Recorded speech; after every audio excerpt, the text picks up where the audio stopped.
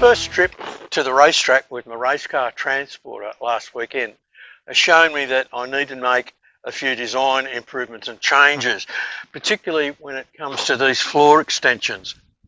I made them like this so that they were angled to be at the same angle of the as the 4 metre planks, loading planks. The problem with this that I've found is that it puts the change in angle up here.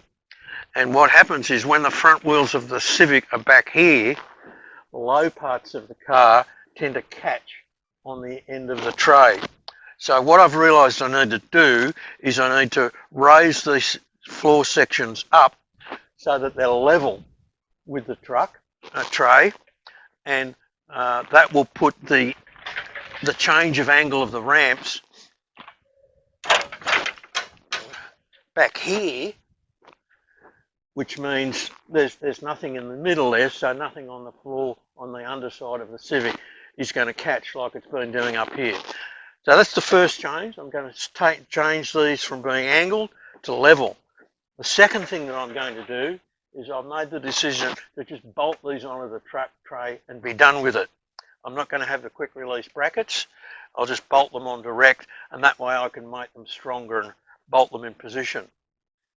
The other area that I've discovered I need to make significant improvements in after the weekend is with the two rollers that protect the winch rope, one up near the winch and the one that goes across the back end of the tray here that stops the winch rope from chafing along the edge of the tray here. I made this long one, which is just a 16mm solid rod with a bar on the end, on the outside rather, and believe it or not, the winch rope bent the outer tube enough to cause it to be jamming. So that design's not working. I need to put a better roller there, and at the moment I'm looking at maybe getting a roller off a conveyor belt with ball bearings at either end. Not easy to find some of these components. And the other part that became obvious that I needed to change was the roller that I had up near the winch, where the rope comes up from the winch and then goes back along the tray of the truck. So there's a significant load on that. As you can see, it just turned itself into a boomerang. So that design's useless. I've got to change that. I'm looking at a couple of rollers this morning. I might use a conveyor belt roller there as well with ball bearings in it. But I'm going to have a look around the various shops that sell fittings for boat trailers and see if I can find a roller that will guide the trailer to go up near the winch off a boat. Most of those rollers are soft. Obviously, I need one that's really hard. So I'll have a look around this morning, see what I can find, and make those changes. I've levelled off both of the floor extensions to my car transporter and bolted them permanently in place. Although, if I ever need to get them off, I can, because they're just bolted and the wiring is all plug-in.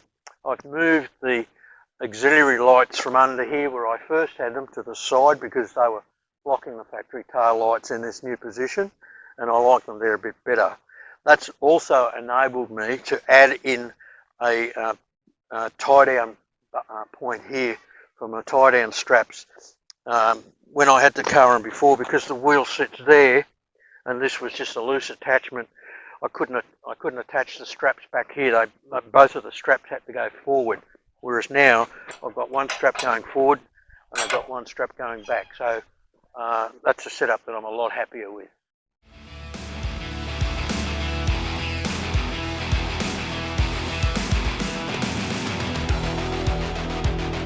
Picked up this fairly hard, heavy-duty roller from the boat shop, and we'll see how that goes as the main winch pulley.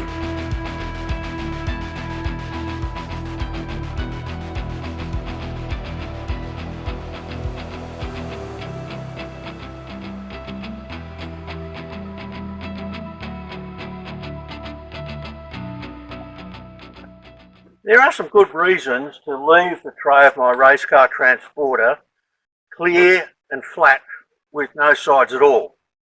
But the design I have in my head, which will enclose this tray with a roof and two sides, has many more practical advantages and will make this rig super functional and unique.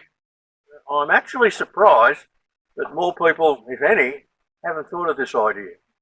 I've already ditched this heavy protection mesh panel from behind the rear window. Nothing that I'm going to carry is going to intrude into that window, and this long-range diesel fuel tank, it's going to hold any car that might get loose and come forward. My rear view is now uncluttered and 100% clearer with this gone.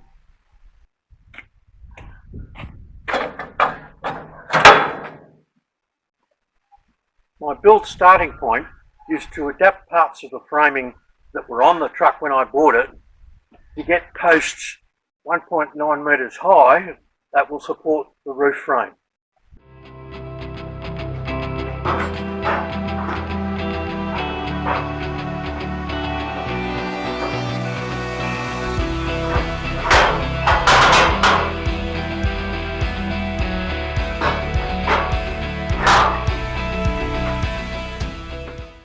I've made the top half of the framing for the canopy on the rear of the truck. This is where my roof will be, and the height of this, as I think I've mentioned before, is determined by one, being able to walk around inside here, but secondly and mainly, so that I can have long enough sides for the way I want to make it.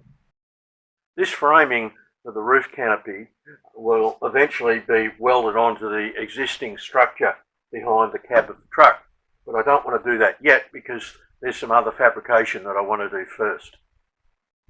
I want to build a rack here in the middle for my spare wheels and tyres. The tyres need to be above the rear window so they don't obstruct my view, because even when this wall is clad, there'll still be a window in it. And the height, there needs to be enough height in the rack so that I can get the tyres up and over and into them without them hitting the roof. And that's worked out really well. At first I was going to go with a design like this, with the diagonal going down, and even though that would clear the car really easily, I realised this is the sort of structure I might hit my head on.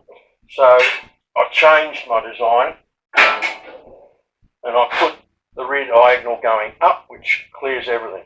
I've got to make two of these, and the whole of this unit will be a bolt-on unit, so that if I need to remove it because of another load that I want to carry that this might obstruct, I can do that.